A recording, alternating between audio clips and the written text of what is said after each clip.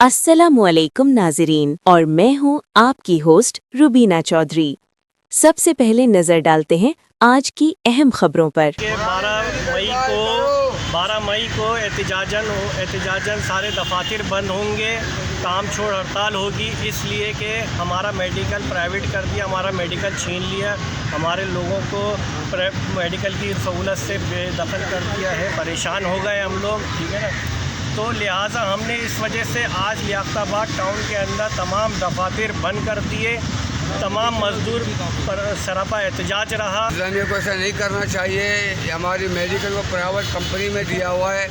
हमारी माओं के जो ना मामलात हैं, शुगर का मरीज़ है, ब्लड प्रेशर का मरीज़ है, हार्ट का मरीज़ है, हम लोग दर पर दर ठोकरें खा रहे हैं। जीना और सेवर में शर्म की बात है, डूब कर मरना चाहिए। मुर्तज़ा वाप को इंतज़ामिया के साथ कि हमारे साथ नाइंसाफ़ी कर रहे हैं, रोटी कपड़ा मकान का दावा करते हुए लोग इलेक्शन में आते हैं। हम उनको वोट देते हैं, कौम उनको वोट देते हैं। अनाउंस किया गया था, एहतजाज की कॉल दी गई थी। ये एहतजाज खालिसन जो वाटर कॉरपोरेशन में मज़दूरों के हक तलफी हो रही है उस हवाले से किया जा रहा था।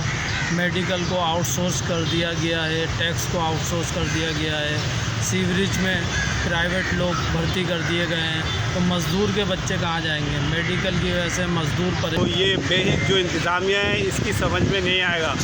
आज तो हमने वक्ती तौर पे ये अमल करके दिखाया है, और अगर ये अब भी बाज नहीं आए तो इंशाल्लाह तमाम मज़दूर अपने हक़ के लिए रोड पे